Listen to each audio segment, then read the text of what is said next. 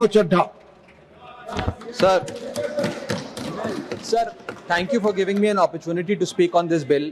Sir 22 lakh बच्चे रोज 18 घंटे की मेहनत, एक 3 घंटे का एग्जाम, लेकिन एक कैमरा फोन, व्हाट्सएप पर एक मैसेज, टेलीग्राम पर एक पीडीएफ, रात 2 बजे पेपर लीक, सब खत्म, स्टूडेंट की सारी मेहनत बर्बाद.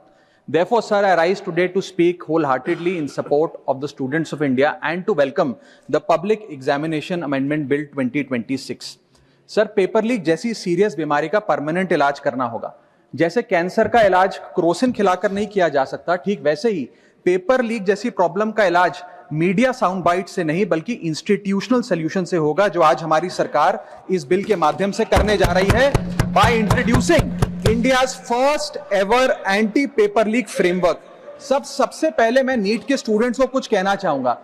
आपका गुस्सा जस्टिफाइड है, आपकी पेन रियल है और आपको एग्जामिनेशन सिस्टम से जो कंप्लेंट है वो कंप्लेंट भी जेन्युइन है. Your voice matters. और जब आपने अपनी चिंता व्यक्त करी, अपना दर्द बताया, when you demanded, the honorable prime minister heard that demand, not just as a prime minister but also as a guardian, परिवार के मुखिया की तरह उस बात को सुना. Students demanded, government acted, historic decisions taken, systems changed.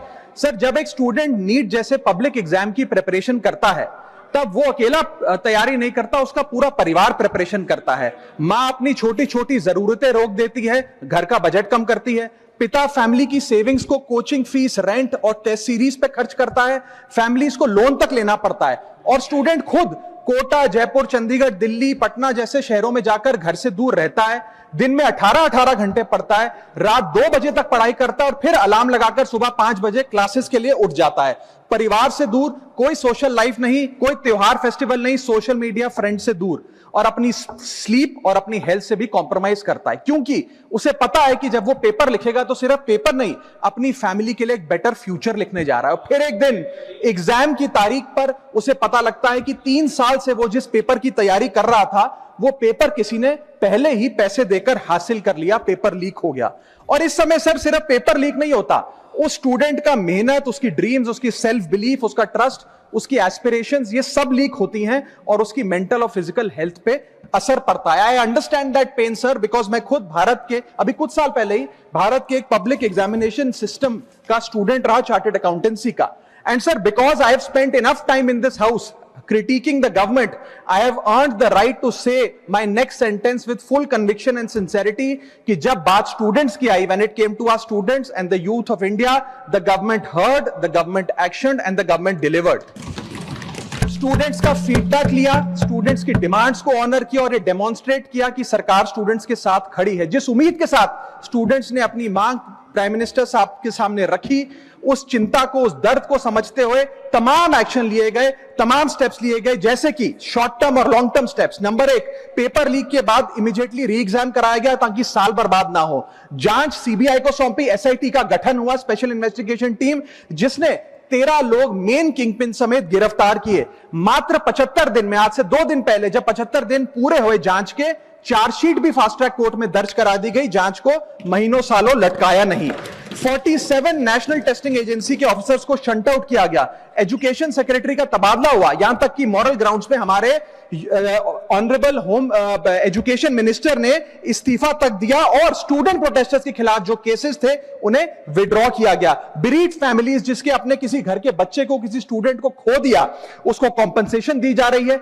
Exam security protocols को स्ट्रेंथन किया जा रहा है और अगली बार से यह नीट का पेपर ओएमआर शीट से नहीं बल्कि फुल्ली कंप्यूटर बेस्ड टेस्टिंग से कराया जाएगा ताकि remotest chance of paper leak भी एलिमिनेट कर दिया जाए. इसी के साथ साथ सरकार ने एक हाई पावर टास्क फोर्स का गठन किया है जो फर्दर रिफॉर्म्स अंडरटेक करेगी कि भारत के पब्लिक एग्जामिनेशन सिस्टम की इंटेग्रिटी को कैसे प्रिजर्व और प्रोटेक्ट किया जाए. और इसमें इंडिया के मोस्ट अक्लेम्ड एक्सपर्ट्स जैसे कि नंदन नीलकनी साहब को समिति में डाला गया है. इसी के साथ साथ डेटरेंस क्रिएट करने के लिए, अपराधी के मन में खौफ पैदा करने के लिए एक ऐसा कानून लेकर आज सरकार सदन में आई है जिसके पास होने के बाद कोई अपराधी सपने में भी यदि पेपर लीक करने का सोचेगा तो उसकी रूह कांप जाएगी।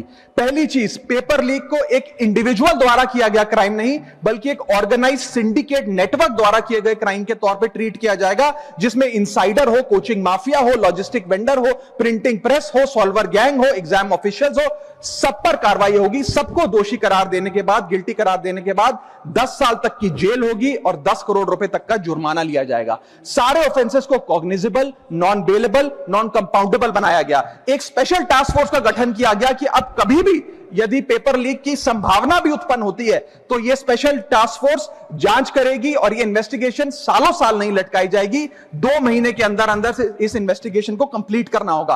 और इसी के साथ साथ फास्ट ट्रैक कोर्ट्स का गठन किया, जो ये इंश्योर करेंगे कि इसमें स्पीडी ट्रायल हो, डे टू डे ट्रायल हो, स्पेशल पब्लिक प्रोसिक्यूटर होगा, 3 महीने में पनिशमेंट सुनाई जाएगी। सर मैं बता दूं, हमारे देश में fast track courts heinous crimes के लिए बने हैं, जैसे कि क्राइम्स अगेंस्ट वुमेन, रेप और पॉस्को जैसे अपराध के लिए। आज हमने पेपर लीक को उस हीनियस क्राइम्स की कैटेगरी में ला खड़ा किया है सर। इसी के साथ साथ सर, इंस्टीट्यूशनल और systematic reforms will demonstrate zero tolerance towards paper leak, और इससे भारत की इंडियन पब्लिक एग्जामिनेशन सिस्टम की इंटेग्रिटी को हम प्रिजर्व और प्रोटेक्ट कर पाएंगे। ये सब इसलिए हुआ because sir there is nothing more important than the students and their future.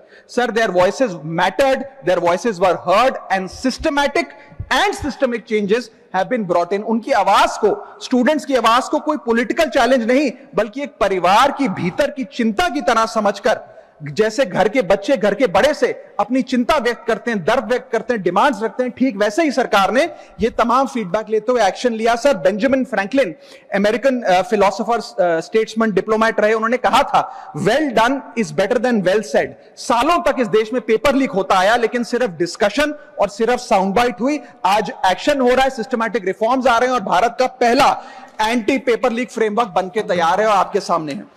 Sir इसी के साथ साथ पेपर लीक किसी एक पार्टी का, किसी एक सरकार का ऑफिसर या मिनिस्ट्री की देन नहीं है, और ये कोई 2026 का फिनोमेना भी नहीं है। सर मैं बता दूं कि सर जब बात अकाउंटेबिलिटी की हो, मोरालिटी की हो, जवाबदेही की हो, तो इसलिए इससे जब बात अकाउंटेबिलिटी की हो, मोरालिटी की हो, जवाबदेही की हो, तो सर ये इससे तय नहीं होना चाहिए कि पेपर लीक कौन से राज्य में हुआ, कौन सी मिनिस्टर के अंडर हुआ, कौन सी पार्टी में हुआ, क्योंकि ये एक पैन इंडिया ऑर्गेनाइज्ड क्राइम है, क्रॉनिक डिजीज है।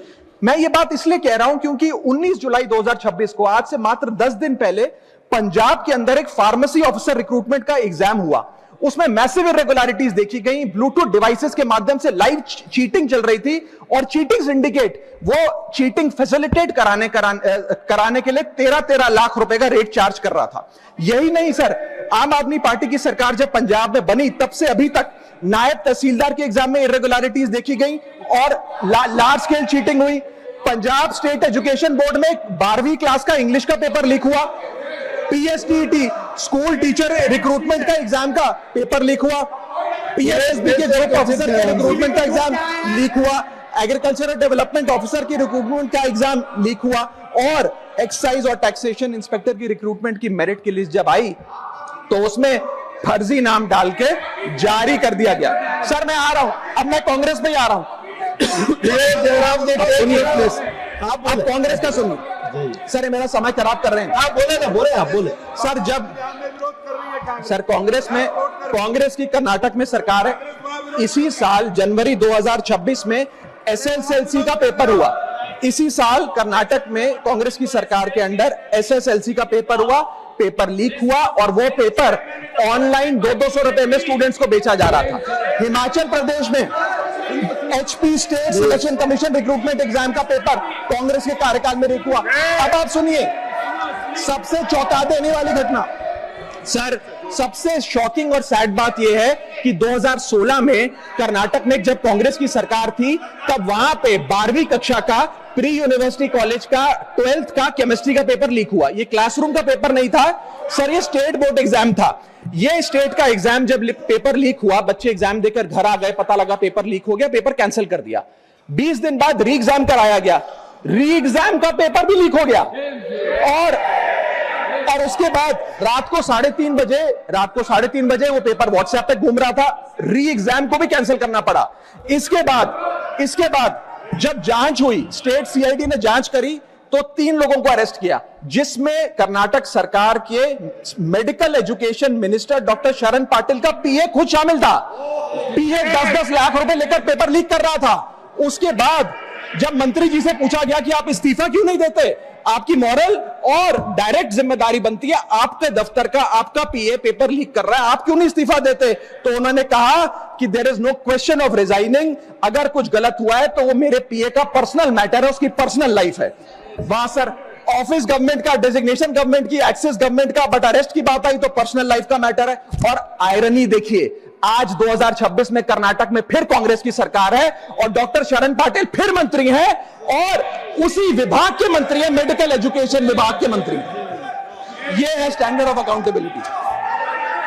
सर सुन लो, उसी के साथ साथ 2004 से 2014 के बीच में जब यूपीए की सरकार थी तो कांग्रेस के कार्यकाल में दर्जनों एग्जाम्पल हैं, डॉक्यूमेंटेड एग्जाम्पल हैं पेपर लीक के सर, जिसमें मुख्य तौर पर AIIMS post graduate medical entrance exam 2006 में लीक हुआ, रेलवे रिक्रूटमेंट बोर्ड का एग्जाम 2009 का लीक हुआ, all India engineering entrance exam 2011 UPA के कार्यकाल में लीक हुआ और SSC combined graduate level exam 2013 leak हुआ। सर इस पीरियड में उस समय की यूपीए सरकार ने क्या किया? कोई अकाउंटेबिलिटी एस्टैब्लिश करी, कोई एग्जाम सिक्योरिटी आर्किटेक्चर को ओवरऑल करने के लिए कोई कानून लाए, कोई dedicated anti paper leak law लाए? कुछ नहीं लाए। सर मैं एक बात कहना चाहता हूं, सर पॉलिटिकल मेमोरी सिलेक्टिव हो सकती है, पब्लिक रिकॉर्ड सिलेक्टिव नहीं हो सकता। अगर नेशनल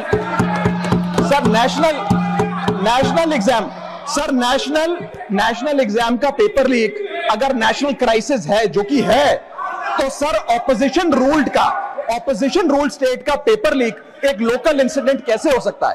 सर स्टूडेंट में तो फर्क नहीं होता। अगर नीट के स्टूडेंट्स का पेन जेन्युइन है, जो कि जेन्युइन है, तो सर पंजाब के फार्मेसी एग्जाम के स्टूडेंट्स का और कर्नाटक के एसएलसी एग्जाम के स्टूडेंट्स का पेन भी जेन्युइन है। स्टूडेंट का पेन पार्टी देखकर चेंज नहीं होता और ठीक उसी तरह रिफॉर्म और अकाउंटेबिलिटी भी पार्टी देखकर चेंज नहीं हो सकती। अब मैं स्टूडेंट्स के बारे में कुछ कहना चाहता हूं। सर देयर वॉइस मैटर्स, उनकी मांगे जायज हैं। सर स्टूडेंट्स द्वारा प्रोटेस्ट करना, सवाल पूछना, डिमांड रेस करना, कोर्ट जाना, पीसफुल मार्च निकालना, ये सब